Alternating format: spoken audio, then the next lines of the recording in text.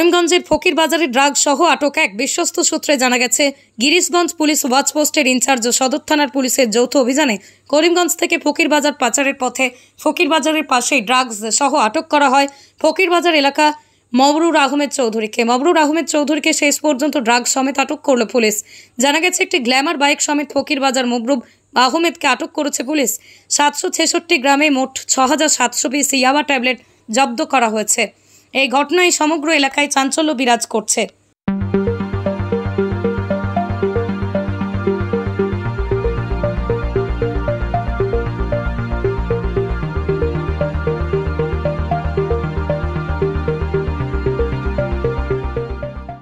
ধলাই সপ্তগ্রামে গ্রামীণ রাস্তার বেহাল অবস্থা, জনপ্রতিনিধিদের প্রতিশ্রুতি ভেস্তে সরব গ্রামবাসী। ধলাই বিধানসভা কেন্দ্রের সপ্তগ্রাম গাঁও পঞ্চায়েত এলাকার পশ্চিম সপ্তগ্রাম মজুমদার রোডের বেহাল অবস্থার কথা সংবাদ মাধ্যমে বলতে গিয়ে ভুক্তভোগীরা জানান, স্বাধীনতা 7 দশক পেরিয়ে গেলেও তাদের একমাত্র চলাচলের রাস্তাটি এখনও বেহাল অবস্থায় রয়েছে, ফলে প্রতিনিয়ত ভুগতে হচ্ছে তাদের।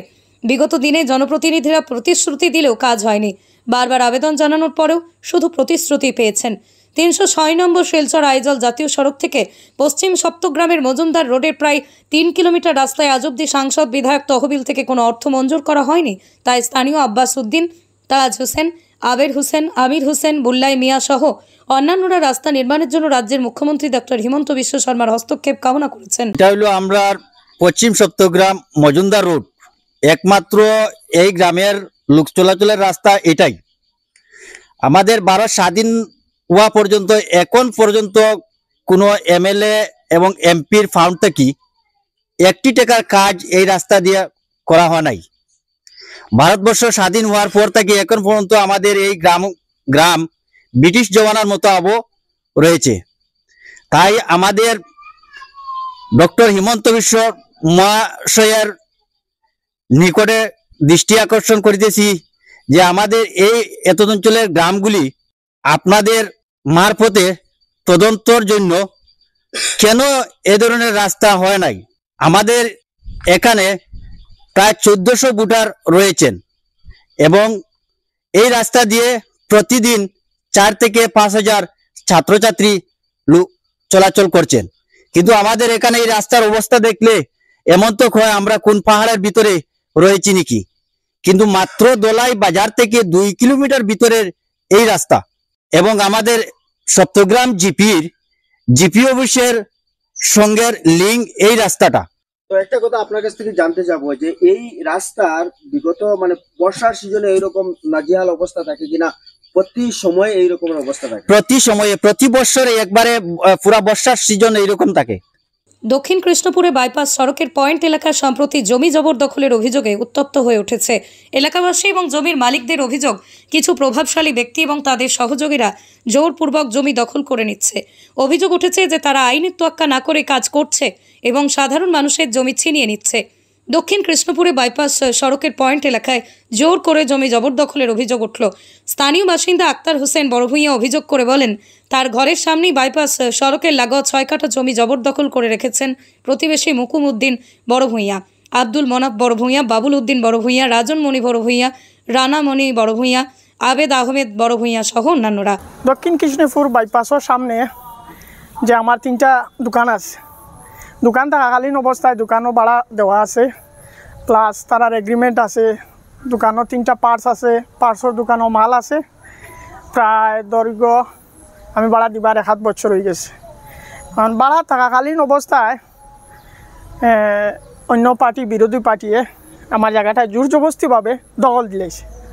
দখল করিয়া তারা কি করে, তারা আর কি 1 মাস পরে বায়না করে। এক পার্টির কাছে বায়না করছে 40 লক্ষ টাকা, আর এক পার্টির কাছে বায়না করছে 24 লক্ষ টাকা, আর এক পার্টির কাছে বায়না করছে তারা কত। কিন্তু তারাও নিরীহ মানুষ, আমরাও নিরীহ মানুষ, কিন্তু আমরা দয় দরবার কিচ্ছু চাই না।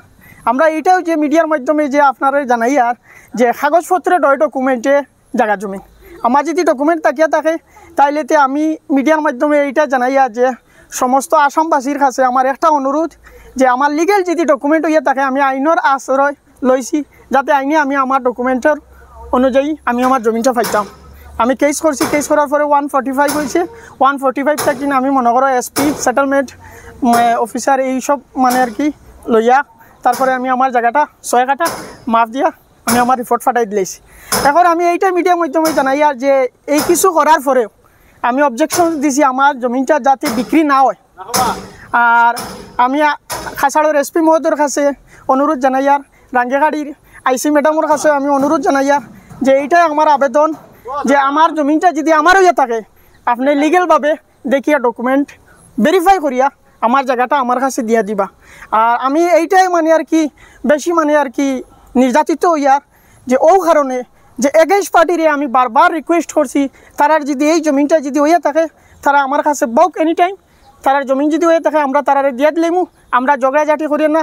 তারা 100-150 মানুষ লইয়া ইয়া টিনোর বেড়া দিয়া এই জায়গাটা আবদ্ধ করে রাখি দিছে। এর বাদে এইখানেও আমার ফেইন আছে, আমি এখন ফেইন এখন আমার ভিতরে ঢুকাইবার দেন না। দীর্ঘ 1.5 মাস হয়ে আসছে আমি গরুর খেটর বা করতাম পারি না। এখানেও খোলা গাছ আছে, প্লাস আমার এইখানেও গরু আমার কারেন্ট ইলেকট্রিক বিল সব কিছু আছে।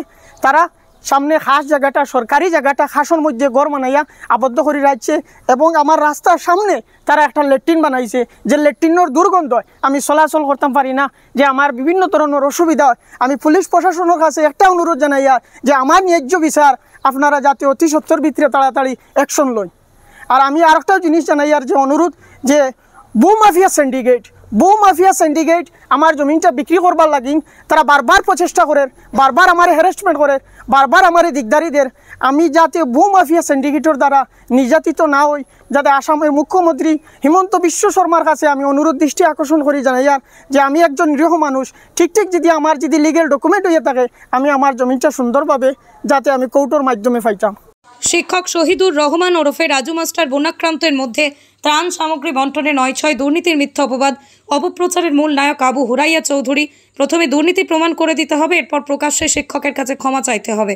যদি ক্ষমা না চান তাহলে আবু হুরাইয়ার বিরুদ্ধে মানহানি মামলা করবেন বলে সংবাদ মাধ্যমকে জানিয়েছেন ক্ষুব্ধ জনতা। আবু হুরাইয়া নিজের ব্যর্থতা ঢাকতে মিথ্যা অপবাদ অপপ্রচারের বিরুদ্ধে গর্জে উঠে গুমরা নাতানপুর পূর্ত সড়কে প্রতিবাদে নামেন প্রতিবাদী জনতা। কালাসান বৈষ্ণব তথা সুব্রত দে ওনাদের প্রচেষ্টায় আমাদের এখানে স্পেশালি একটা অ্যালার্ট হয়েছে। তাতে 23 বস্তা চাউল আছে, 7 বস্তা ডাইল, 5 প্যাকেট তেল, আরও 1 বস্তা লবণ। এইটাতে কোনো কারচুপি হয় নাই। ওনারা মিথ্যা অপবাদ দিয়েছে যে 18 কুইন্টাল চাউল এসেছে। 18 কুইন্টাল যদি চাউল এসে থাকে তাহলে আপনারা তদন্ত করেন, কোনো অসুবিধা নাই, আমরা প্রস্তুত আছি। আমরা সারা যেরকম দিয়ে দিছি আমরা সব সুষ্ঠুভাবে পাইছি, ওদের কোনো দোষ নাই।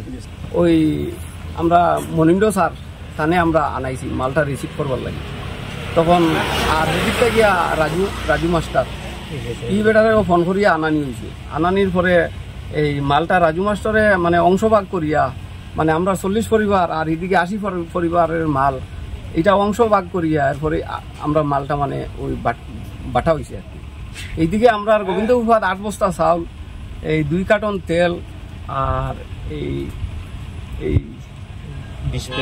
20 প্যাকেট লবণ ওরকম মানে দেওয়া হয়েছে। আর এদিকে ওরকম দেওয়া হয়েছে। আর ডাইল আমরা এদিকে 2 বস্তা আর এদিকে হয়েছে 5 বস্তা, হইলো 7 বস্তা ডাইল, 23 বস্তা চাউল আর লবণ হইলো 1 বস্তা। না রাজু মাস্টারের তো কোনো দোষ নাই। রাজু মাস্টারের তো ফোন করিয়া বাসার থেকে আনানির পরে ও বেটায় মালটা মানে আমরা জোর জবরদস্তি আনছি। আবুয়ারা আমরা মাস্টারের উপরে মিথ্যা অপবাদ করিয়া এখন তাই যদি আমরা মাস্টারের আমরা কাছে যদি তাই ক্ষমা না চাই তার উপরে আমরা মানহানির কেস করিম। আমরা তাই এটা রাজনীতির কারণে তাই আমরা উপরে মাস্টারের উপরে এটা তাই মিথ্যা অপবাদ করতেছে। 46 পরিবারে আমরা পাইছি, কিন্তু তারা রাজনীতি ঢুকাই দিতে, রাজনীতি ঢুকানোর কারণে এইসবগুলো তারা করটা। যেন আমরা যেন বিজেপির মানুষ আনি আমরা সাহায্য করছে, আর কংগ্রেসের মাঝে তারা রাজনীতি ঢুকার আনিয়া রাজনীতি ঢুকাইয়া আমরা যতটুকু করে যে আমরা মাস্টারের উপরে অভিবাদ তারা অভিবাদ সব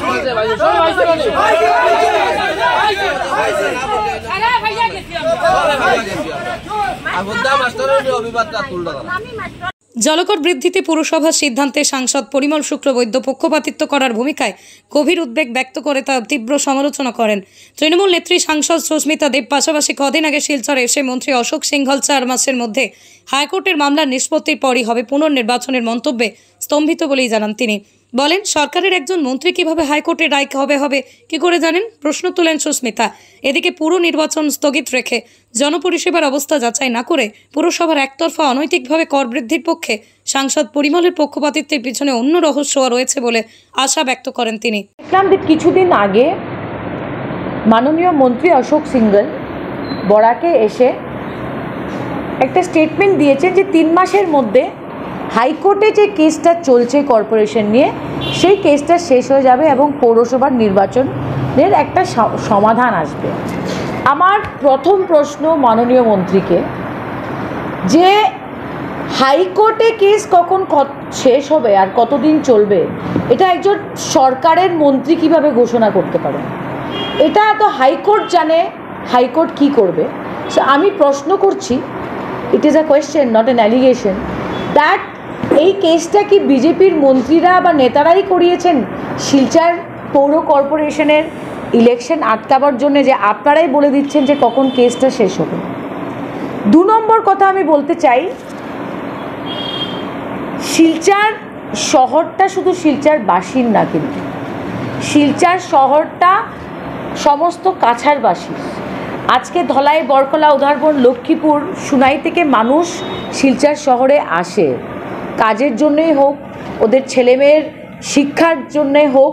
শিলচর শহরটা সমস্ত কাছাড় জেলার, কিন্তু এই ঐতিহ্যময় শহরের যে পৌর এলাকার অবস্থা এবং মিউনিসিপ্যাল সার্ভিসের যে অবস্থা দাঁড়িয়েছে, আমার প্রশ্নটা মাননীয় মন্ত্রী অশোক সিংঘলকে, যে কর্পোরেশনকে আমরা ওয়েলকাম করেছি, কর্পোরেশন যখন হবে তখন হবে, কিন্তু আইনিভাবে আজ পর্যন্ত 28টা ওয়ার্ডে বোর্ডের ইলেকশন করানোর জন্যে কোন আইনি বাধা রয়েছে আমাদের জানা। আমি যতটুকু আইন চিনি বা বুঝি, there is absolutely no legal bar for the Assam government to hold an election for 28 wards of board, not corporation, যেটা ওরা ডিব্রুগড়ে করেছে। মাননীয় সাংসদ পরিমল শুক্লবৈদ্য বিমলেন্দু রায়কে নিয়ে সেই মিটিংটা করেছে, মানে বিজেপির জেলা সভাপতিকে উনি সুযোগ দিয়েছেন একটা এক্স অফিসিয়াল মেম্বারে মিটিংয়ে, অফিসিয়াল মিটিংয়ে বসার। তা আমি প্রশ্ন করতে চাই, বাকি যারা দল আছে কাছাড়ে, সেই দলের কোনো জনপ্রতিনিধি বা ডিস্ট্রিক্ট প্রেসিডেন্টকে সেই সভাতে কেন ডাকা হলো না? আমি বলতে চাই যে আমার ধারণা যে শিলচর পৌরসভা একটা ঐতিহ্যময় পৌরসভা, এটাকে একটা মৌরসিপাট্টা বিজেপির বানানো হচ্ছে কি না without election. Is it yet another office of the BJP or a party office of the BJP? 3 নম্বর কথা আমি বলতে চাই, যেখানে একটা গণতান্ত্রিক বডি নেই, এটা কি সংবিধান অ্যালাউ করে যে একটা অফিসার ড্রিভেন পৌরসভা একের পর এক ফিসগুলা বাড়াবে? আমি আপনাদের একটা লিস্ট দিয়ে দেব। মিউটেশন ফর্মের ফিস 200 টাকা থেকে 400 টাকা, ট্যাক্স লাইসেন্স সার্টিফিকেটের ফর্মের দাম 50 টাকা থেকে 100 টাকা, রিসেটেলমেন্ট ফর্ম 400 টাকা থেকে 500 টাকা and so on. Water tax ওরা বাড়িয়েছে। একটা পৌর বোর্ড, ইলেক্টেড পৌর বোর্ড ট্যাক্স বাড়াতে পারে, ফিস বাড়াতে পারে, ফর্মের দাম বাড়াতে পারে, but in the absence of elected board how is the officer এত ফিস লেভি এইগুলো কিভাবে বাড়াচ্ছে? এইটাকে দেরি করা হচ্ছে কারণ ভারতীয় জনতা পার্টি জানে যে পৌরসভা ইলেকশন হলে মানুষের ভিতরে যে আবেগটা আছে সেটা বেরোয় আসবে। কিন্তু আমি বলবো বিজেপিকে যে আপনাদের বাক্স ভর্তি করে শিলচর শহরের মানুষ ভোট দিয়েছে, এত লিড নিয়েছেন আপনারা শিলচর শহরে, ভয় পাবেন না, ইলেকশন করেন, আমরা দাঁড়াবো, যে জিতবে, যে হারবে, কিন্তু নির্বাচিত জনপ্রতিনিধিকে 28টা ওয়ার্ডে নির্বাচনে দাঁড়িয়ে জিতে এসে ভোট করার সুযোগ করে দিন, নালে এটা শিলচর শহর না সমস্ত কাছাড়ের বঞ্চনা। শুক্রবার সকালে ঘুঙ্গুর বাইপাসে শহীদ মণ্ডল পাণ্ডে চৌরঙ্গিয়া স্বাধীনতা সংগ্রামের প্রথম শহীদ বীর মঙ্গল পাণ্ডের 197তম জন্মবার্ষিকী পালিত হয় শহীদ মণ্ডল পাণ্ডের মূর্তি স্থাপনা সমিতির উদ্যোগে স্থানীয় জনসাধারণের উপস্থিতিতে সকাল 8টায় জন্মবার্ষিকী পালন কর্মসূচির আয়োজন করা হয়। এতে উপস্থিত ছিলেন বিশ্ব হিন্দু পরিষদের দক্ষিণ আসাম প্রান্ত প্রদেশের ইনচার্জ পূর্ণচন্দ্র মণ্ডল, মঙ্গল পাণ্ডে মূর্তি স্থাপনা সমিতির সভাপতি উদয় শঙ্কর গোস্বামী, কার্যকরী সভাপতি মানব সিং, সাধারণ সম্পাদক প্রদীপ কুমার কর্মী, সহ সভাপতি যথাক্রমে সুবচন গ্বালা, কাঞ্চন নুনিয়া, হিমাদ্রি দেব, नरनारायण नुनिया प्रमुख। 27 अंग्रेजी में भारतवर्ष का पहला स्वाधीनता संग्राम में श्री मंडल पांडे जी के जन्म बलिया में हुआ था। आज उनका 197वां जन्मदिन मनाया जा रहा है।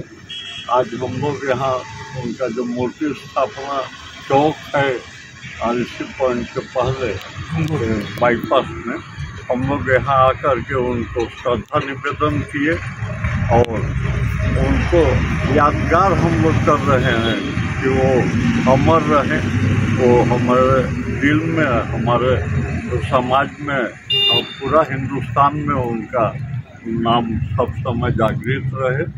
और हम लोग आज उनको श्रद्धा अर्पण करके हम लोग एक छोटा सा यहाँ कार्यक्रम किए।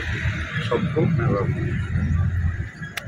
Vande Mataram, Vande Mataram, Vande Mataram. এন্ডোমেটা sub director sales agency ও তার সাব শ্রী অ্যাসোসিয়েটার্সের বিরুদ্ধে যেসব অভিযোগ উঠেছে তা সম্পূর্ণ ভিত্তিহীন। প্রতিষ্ঠানটি ঋণ পাইয়ে দেওয়ার ক্ষেত্রে নাগরিকদের সেবার কাজে যাচ্ছে।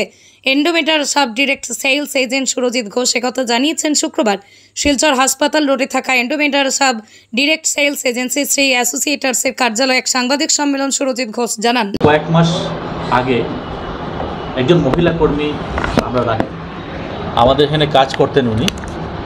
তো ওনার যা ডেইলি লাইফ এবং ওনার যা কিছু, ওনার নাম আমি ব্যক্তিগতভাবে আমি নাম নিতে চাই না এবং মহিলা হিসেবে একজনের নাম নেওয়াটা ভালো হবে না, তাই আমি নাম নিচ্ছি না।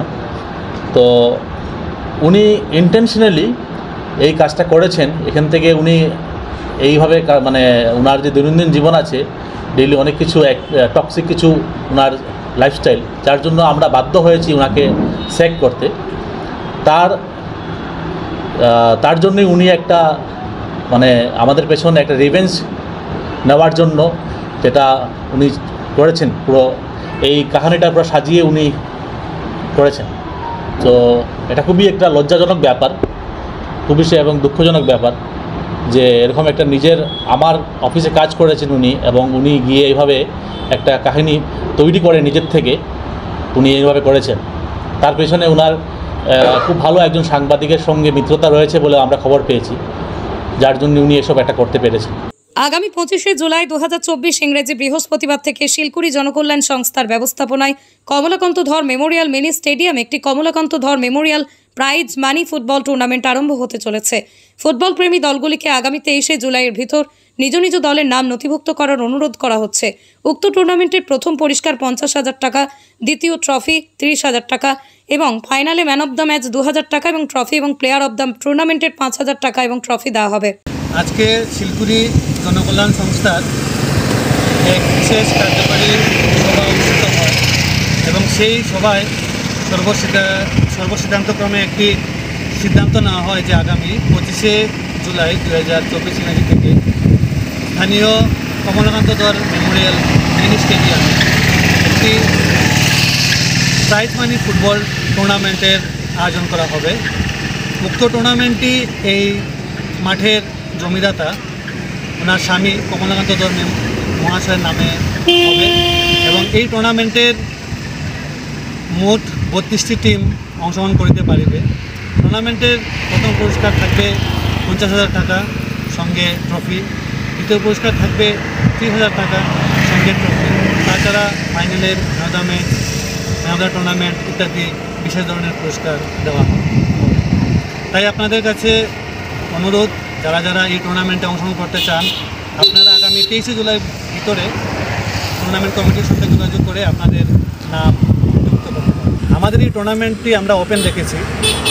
আমাদের উদ্দেশ্য হলো যে এই এত অঞ্চলে ফুটবলের যে একটা জনপ্রিয়তা আছে তা চারিদিকে ছড়িয়ে দেওয়া। তার জন্য আমরা এই টুর্নামেন্টটা ওপেন রেখেছি, যে কোনো কেউ এই টুর্নামেন্টে এসে অংশগ্রহণ করতে পারবে, খেলতে পারবে। হ্যাঁ, আমরা গতবার একটি টুর্নামেন্ট করেছিলাম, যেটা ছিল পশ্চিম সোনাই জেলা পরিষদ, উনি এই টুর্নামেন্টে আয়োজন করেছিলেন আমাদেরকে নিয়ে।